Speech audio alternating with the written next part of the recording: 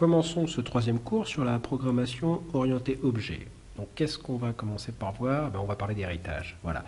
L'héritage, c'est vraiment un concept clé de la programmation orientée objet. Il faut absolument comprendre sa signification, mais surtout, il faut savoir quand est-ce qu'on peut utiliser ou qu'on doit utiliser l'héritage. Donc, c'est ce qu'on va voir dans ce film. Donc, quelques rappels. Vous vous rappelez qu'une classe va représenter plusieurs objets. C'est ce que je représente ici avec mon petit schéma. Et vous savez maintenant qu'une classe, en fait, va définir le typage des données qui seront stockées par les objets, et le typage des traitements qui seront réalisés par les objets. Donc la question qu'on peut se poser, c'est qu'est-ce qui se passe lorsqu'on a une application qui a différents ensembles d'objets. Donc chaque ensemble d'objets est représenté par une classe, on n'a pas le choix, mais en fait on va s'apercevoir bien souvent qu'il existe des similarités entre ces objets. Donc ici c'est ce que j'essaie d'exprimer. Les objets du bas possèdent une donnée en plus que ne possèdent pas les objets du haut, mais sinon ils sont absolument similaires. Donc on peut généraliser cette question, c'est que se passe-t-il lorsqu'on a des objets qui sont un peu similaires, donc on va voir qu'est-ce qu'on entend par similaire, et est-il possible d'exprimer cette relation de similarité entre leurs classes? Et bien sûr, c'est ce à quoi va servir l'héritage. Alors concrètement, l'héritage, qu'est-ce que c'est? L'héritage, c'est une relation entre deux classes. Donc on la dessine comme ça en UML. Vous avez les deux classes, ici la classe A et la classe B, et la relation d'héritage est dessinée avec cette petite flèche. Alors faites bien attention pour les puristes UML, cette petite flèche est composée d'un triangle. Sa tête est un triangle blanc. Voilà, donc c'est vraiment une relation entre deux classes. On a la classe mère et la classe fille. Donc la classe fille est en bas, la classe mère est en haut. En fait, la classe mère est pointée par la flèche et la classe fille, c'est la double par la flèche. Donc ce qu'on dit bien souvent, c'est que A est sous-classe de B. On peut appeler parfois aussi la classe B la superclasse. A est une classe fille de B. Et ce qu'on dit parfois aussi, c'est A is E ou est un B. Donc qu'est-ce que l'héritage exprime? L'héritage exprime une relation de similarité entre les objets. En fait, ce que dit l'héritage, c'est que les objets instances de A sont instances de B. Ça veut dire que tout objet A, tout A, est un peu comme un B. Voilà. Donc ça, on va creuser un peu plus maintenant ce que ça veut dire. Alors qu'est-ce que ça veut dire au niveau des propriétés? Les propriétés qui sont définies par les classes. Là, dans mon petit schéma, vous avez la classe A qui est en bas et la classe B qui est en haut. Donc la classe B est la superclasse, la classe A est la sous-classe. Donc quand A hérite de B, c'est ce que j'écris ici, les objets instances de A possèdent les propriétés définies par B. Donc c'est ce que j'essaie d'illustrer dans mon petit exemple ici, qui est repris de mon exemple de Space Invader dans le cours 1. Donc nous avons des vaisseaux et nous avons des formes graphiques. Donc les formes graphiques seront présentées sur un écran. Et ce que je dis ici, c'est que les vaisseaux finalement sont des formes graphiques. Qu'est-ce que ça veut dire? Ça veut dire qu'ils possèdent les propriétés définies par la classe graphique. Ça veut dire que tous les vaisseaux possèdent un X et un Y, ce qui permet de les positionner sur un écran graphique. Voilà, donc j'écris ça un peu plus proprement. Tous les vaisseaux ont des coordonnées X et Y. Les instances de A possèdent les propriétés définies par leur superclasse. Alors ce que veut dire aussi l'héritage, c'est que on peut, lorsqu'on est sous-classe, posséder d'autres propriétés. Donc là, j'ai absolument le droit d'ajouter des nouvelles propriétés. Je peux maintenant définir qu'un vaisseau a une vie, pourquoi pas. Et donc ça veut dire que cette propriété sera portée par les objets instances de la classe A, ici, donc instance des vaisseaux, mais cette propriété, la vie, ne sera pas portée par les objets graphiques. Donc on a vraiment, d'où l'intérêt de la flèche, on a vraiment une signification qui se lie dans un sens, c'est absolument pas symétrique. Ici, les vaisseaux ont des coordonnées X, Y, ils peuvent en plus avoir une vie. Les graphiques n'ont que les coordonnées X, Y, ils n'auront pas la vie. Alors cette signification, on va la retrouver au niveau des méthodes aussi. C'est exactement le même schéma. Donc j'ai ma classe A qui est ici, j'ai ma classe B qui est ici, j'ai A qui arrive de B. Donc A est un vaisseau. Donc là j'ai mis une petite méthode, ça vaut ce que ça vaut. Move right qui permettra de déplacer la forme graphique vers la droite, int étant le nombre de pixels par exemple. Donc là encore, qu'est-ce que ça veut dire? Ça veut dire que les objets instances de A savent réaliser les méthodes définies par B.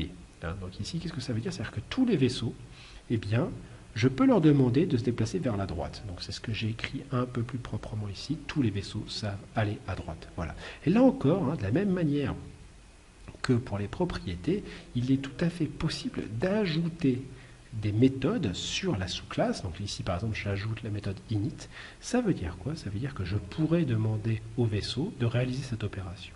Mais je ne pourrais pas demander au graphique. Voilà, donc c'est exactement la signification de l'héritage. Alors creusons un petit peu plus sur ces méthodes. Comment ça marche en fait quand j'appelle une méthode. Dans le cadre de l'héritage avec le méthode, en fait, c'est le code, c'est ce que j'ai écrit ici, c'est le code de la classe mère qui est exécuté. Alors, un petit exemple encore avec, hop, là, j'ai la classe A, j'ai la classe B, j'ai mon héritage.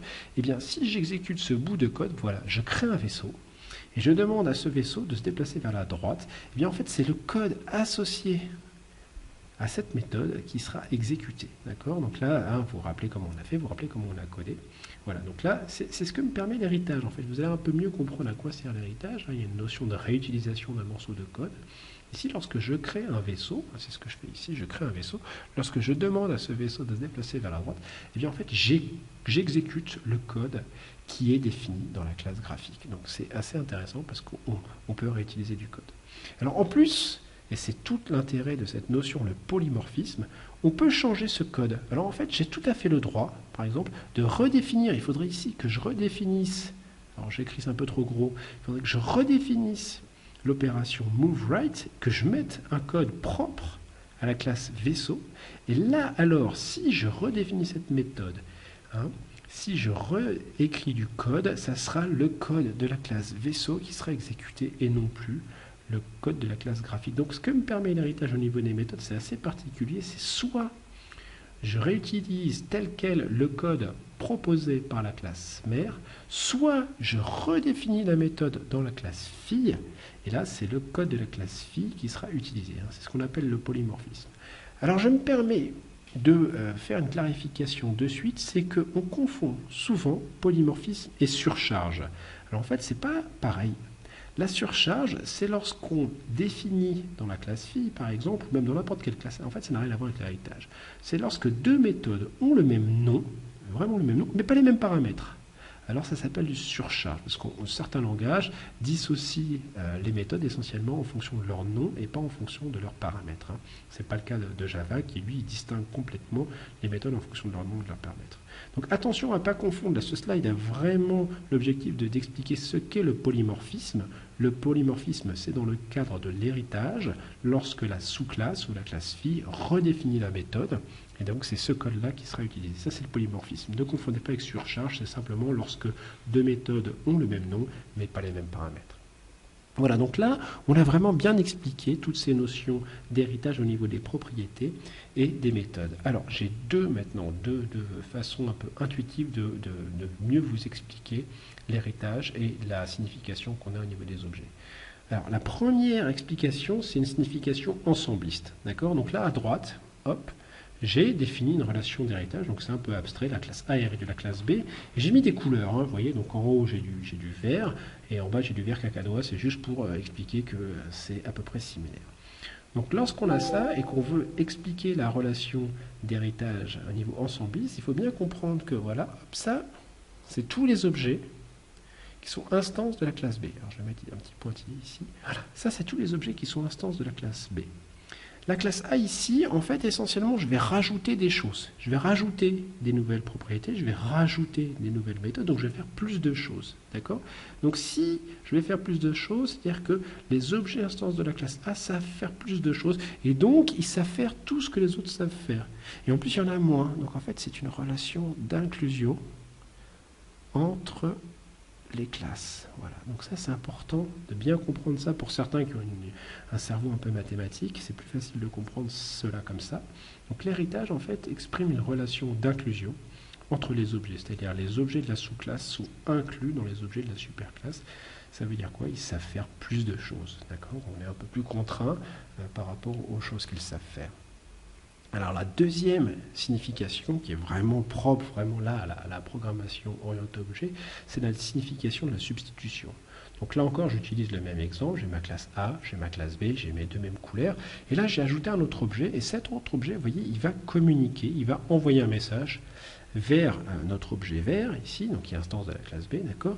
Et en fait, on va dire, ça c'est le principe de substitution, que finalement, eh bien, grâce à cette notion d'héritage, lui, en fait, il peut, peu importe, hein, il va continuer de communiquer de la même manière, il peut communiquer avec un autre objet qui sera instance d'une sous-classe. Donc là, c'est ce que je vais essayer de montrer avec mon animation, c'est que si jamais j'ai un autre objet qui est instance d'une sous-classe, ben finalement, on peut remplacer mon premier objet. Donc voilà, c'est assez important de bien comprendre, c'est ce principe de substitutionnalité, excusez-moi, c'est un peu dur à dire.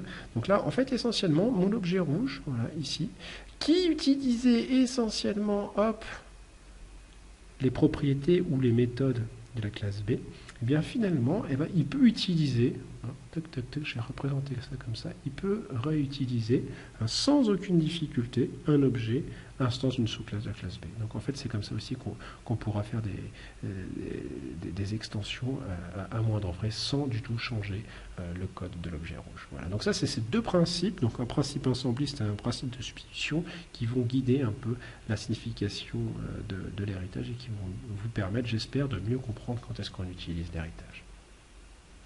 Parce que maintenant, c'est ça qui nous intéresse. C'est quand est-ce qu'on va pouvoir utiliser l'héritage. En fait, il y a trois cas, trois grands cas qui est important de bien comprendre. Le premier cas, c'est le cas un peu bateau de la factorisation du code. En gros, vous avez 2-3 classes qui font à peu près les mêmes choses. Qu'est-ce que ça veut dire que faire la même chose? Avoir les mêmes propriétés, avoir les mêmes méthodes. Et bien là, il faut se poser la question de savoir si on ne va pas utiliser l'héritage. Hein. On va expliquer ça de suite. La réutilisation, c'est là au contraire où vous devez développer une nouvelle classe et en fait, vous vous apercevez qu'il y a une classe existante qui fait quasiment ce que vous voulez faire. Hein. Il n'y a plus qu'à préciser 2-3 petites choses et c'est parfait. Donc là, vous allez devoir utiliser l'héritage. Celui qui est moins connu et pourtant qui est à mon avis le plus important, c'est celui d'imposer un cadre. Là, vous êtes vraiment dans un rôle de développeur. Et en tant que développeur, vous proposez un espèce de noyau qui va devoir être complété par d'autres programmateurs, par d'autres développeurs. Dans ces cas-là, vous allez pouvoir mettre en place un environnement, un cadre, et demander à ce que ces autres développeurs utilisent votre cadre en exploitant l'héritage. Hein. C'est des choses qui sont fortement utilisées dans les différents frameworks de programmation. Alors on va zoomer sur ces trois cas. Premièrement, la factorisation de code. Vous avez deux classes, au moins. Hein. Si on n'a qu'une, ça ne marche pas, bien sûr. Il en faut au moins deux qui contiennent les mêmes méthodes et ou les mêmes propriétés. Donc là, ici, j'ai présenté deux classes A et on imagine ici qu'elles ont exactement les mêmes propriétés ou les mêmes méthodes. Dans ces cas-là, vous pouvez construire une super classe. Hop, c'est même un petit peu votre devoir si vous voulez que votre code soit un peu mieux fait. Donc vous construisez une super classe, vous déplacez. Donc là, en fait, il va falloir remonter, tac, tac, tac, tac, tac, les propriétés qui sont ici. Alors comme c'est la même, il n'y en aura qu'une ici. Hop. Vous allez supprimer, donc là ici j'ai pas de gomme, hein, je supprime, je suis désolé, ça va être un peu laid sur mon écran là. Je supprime les propriétés qui sont ici, puisqu'elles sont, elles sont un peu héritées automatiquement, d'accord, et j'ajoute l'héritage. Et voilà, c'est gagné. Donc là, qu'est-ce que j'ai gagné? En fait, j'avais deux expressions en bas ici, une ici et une ici. J'en ai plus qu'une en haut. Donc ça, c'est un intérêt de factorisation du code. Mon code ne se retrouve plus qu'à un endroit. Et donc, c'est beaucoup plus facile à débugger. Voilà, donc ça, c'est une exploitation de l'héritage. Cette opération de mémoire, c'est une opération de factoring qui s'appelle un push-up. Donc, c'est-à-dire que vous allez remonter. Hein, ici, on remonte, on comprend bien l'opération. On remonte les attributs, les méthodes vers une superclasse. Et donc, c'est ainsi que vous pouvez, ou même vous devez, faire des superclasses. Alors, il y a une belle phrase d'un ami qui s'appelle Pierre-Alain Muller, qui est aussi enseignant à Mulhouse, qui dit, regardez, c'est assez joli, qui dit « Les arbres d'héritage sont des arbres un petit peu bizarres qui poussent par les feuilles. » Parce qu'effectivement, vous avez ici des feuilles, et en fait, on va pousser vers le tronc. Ici, voilà, on aura plein de... Voilà, donc c'est assez joli, c'est un arbre dans lequel les feuilles sont en bas. Enfin voilà, je ne sais pas si ça vous aide à vous rappeler de ça. En tout cas, moi, je trouvais que c'était plus joli. Donc, le deuxième cas dans lequel il faut utiliser l'héritage, c'est la réutilisation. Alors là, ça c'est un cas qui arrive très fréquemment. Vous devez coder une nouvelle classe, une nouvelle fonctionnalité. Et bien, vous devez chercher s'il n'y a pas une classe qui le fait déjà. Si c'est le cas, vous pouvez hériter de cette classe. Bon, et vous voyez que cette classe, elle existe, elle fait quasiment ce que vous voulez, mais pas tout à fait. Vous pouvez bien sûr ajouter des méthodes, voire même exploiter le polymorphisme. Si jamais il y a une méthode qui ne fait pas vraiment ce que vous voulez faire, c'est pas grave, vous la redéfinissez, vous changez son comportement. Donc ça, c'est des choses qui sont assez agréables avec la programmation orientée objet. C'est ce que j'essaye d'illustrer ici. Voilà, vous avez une classe qui existe avec la propriété ou la méthode que vous voulez. Rien ne vous empêche de créer votre sous-classe ici. Hop, automatiquement, vous allez hériter des propriétés et des méthodes et vous allez pouvoir, si jamais vous voulez changer un tout petit peu le comportement, vous allez pouvoir utiliser le polymorphisme. Donc voilà, ça c'est le deuxième cas dans lequel on peut utiliser l'héritage. Le troisième, et on aura fini, c'est imposer un cadre. En tout cas, vous voulez fournir du code dont l'unique objectif est d'être réutilisé. D'accord? Donc vous avez, par exemple, ça se fait beaucoup dans les drivers en fait, où on fournit un espèce de cadre et la personne qui va venir avec son matériel va devoir compléter le cadre. Hein, d'accord? Donc le but de votre code, hein, c'est essentiellement d'être réutilisé. Hein, c'est ainsi comme ça qu'il pourra être exploité. Pardon. Donc pour faire cela, vous faites une classe qui va contenir le code qui a vocation d'être utilisé et vous allez faire en sorte que cette classe-là soit réutilisée par héritage. Donc en fait, ça c'est mon petit dessin. Ah ben moi j'ai dessiné dessus. Voilà. Donc ça c'est mon cadre et vous espérez que les développeurs vont réutiliser votre cadre par héritage. Alors pour forcer un petit peu l'exploitation de l'héritage, on utilise une construction qui est connue et qui existe dans beaucoup de langages de programmation. C'est un mot-clé bien souvent qui s'appelle abstract. Abstract que vous mettez ici. Donc là, on mettra en langage de programmation un abstract sur cette classe-là, sur le cadre, pour dire que cette classe ne peut pas être instanciée. On ne peut pas faire de new. Donc en tant que telle, elle est inutile. Sa seule vocation, c'est d'être héritée. Donc on reviendra un petit peu plus précisément sur cette notion qui est quand même assez relativement simple à comprendre. Abstract, ça veut dire que la classe ne peut pas être instanciée, elle n'est donc exploitable que par héritage. C'est vraiment dans ce cas-là, le cas de j'impose un cadre et je veux que les développeurs le suivent par héritage, c'est vraiment dans ce cadre-là que c'est exploité. Voilà, donc on a fait le tour de l'héritage, hein, une petite synthèse. Donc c'est un lien entre deux classes hein, qui exprime des similitudes au niveau des objets. Donc rappelez-vous ce principe de substitution qui est vraiment très important, ou rappelez-vous aussi le principe d'inclusion mathématique. Donc on hérite, hein, la sous-classe hérite des propriétés et des méthodes. C'est assez important. Rappelez-vous le polymorphisme, ça c'est super important, hein, le polymorphisme.